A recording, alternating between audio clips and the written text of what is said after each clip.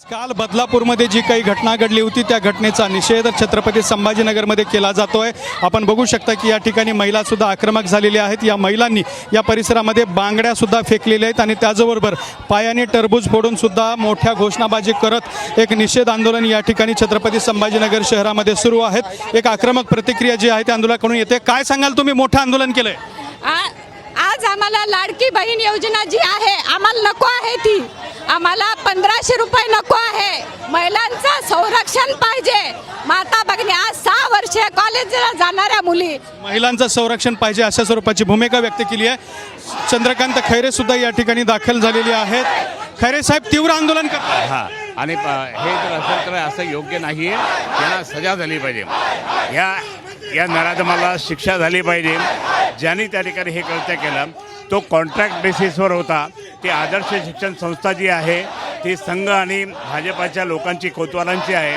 जर त्या शिस्तबद्ध शाळेमध्ये जर असे प्रकार होत असेल त्यांनी कुठली कंप्लेंट पण नाही दाखल केली पोलीस स्टेशनमध्ये, आणि त्यामुळे या ठिकाणी त्यांच्यावर पण कारवाई झाली पाहिजे। ती संस्था रद्द केली पाहिजे आणि त्या मुलींवर जे काही अत्याचार झाला त्या अत्याचार करणाऱ्या लोक फाशी दिली पाहिजे। अत्यंत आक्रमक प्रतिक्रिया चंद्रकांत खैरे सुद्धा देत आहेत। मोठ्या संख्येनं लोक जमलेले आहेत। आपण सुद्धा या ठिकाणी बघू शकताय की जोरदार घोषणाबाजी सुद्धा केली जाते। शेकडो शिवसैनिक जमलेले आहेत आणि संताप व्यक्त केला जातोय। काय सांगाल? खरं म्हणजे संपूर्ण महाराष्ट्राला खाली मान लावणारी ही अतिशय शर्मेची बाब आहे। 3.5 वर्षाच्या मुलींवर त्या आदर्श विद्यालयाचा एक शिपाई लैंगिक अत्याचार करतो आणि त्याला सपोर्ट जो आहे त्या संस्थेचे एक आपटे नावाचे जे सदस्य ते भाजप कनेक्शन आहे। आणि मला वाटतं यांच्याच सत्ताधारी पक्षाचे आमदार म्हणतात कायदा गेला उडत, म्हणजे यांच्यात आता कायद्यावर विश्वास नाही। हे एका दृष्टीने भाजपच्या गृहमंत्र्याला आव्हान आहे आणि मला वाटतं प्रचंड रोष त्यांच्यामध्ये सुद्धा आहे। आणि मला वाटतं हा प्रचंड रोष महाराष्ट्राच्या जनतेमध्ये आज निर्माण झालेला आहे। एकीकडे लाडकी बहीण आणि दुसरीकडे लाडक्या बहिणींच्या मुलींना संरक्षण नाही, हे फक्त दिखावा आहे यांचा लाडकी बहीण। अत्यंत प्रतिक्रिया या ठिकाणी तीव्र यायला लागलेली आहेत। अजून एक प्रतिनिधी आपल्या सोबत आहेत। काय सांगाल तुम्ही? टरबूज फोडले, बांगड्या सुद्धा फेकलेल्या। गृहमंत्र्याला टरबूज म्हणजे एक फोटोरूपी टरबूज आम्ही फोडलेला आहे आणि गृहमंत्र्याला बांगड्या आम्ही पाठवलेल्या आहे।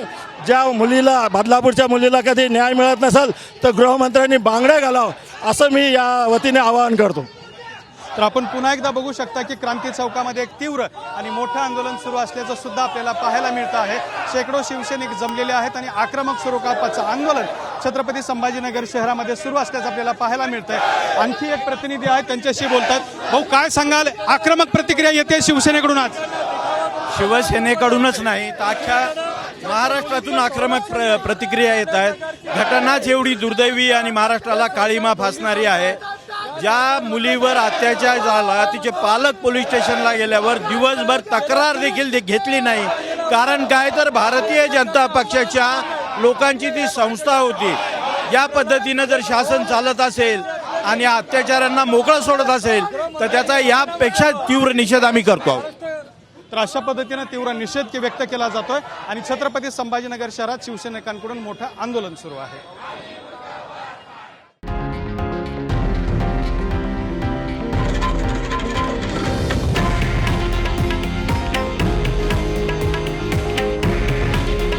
हे आहे देशातील नंबर 1 न्यूज नेटवर्क आणि आपण पाहत आहात TV9 मराठी।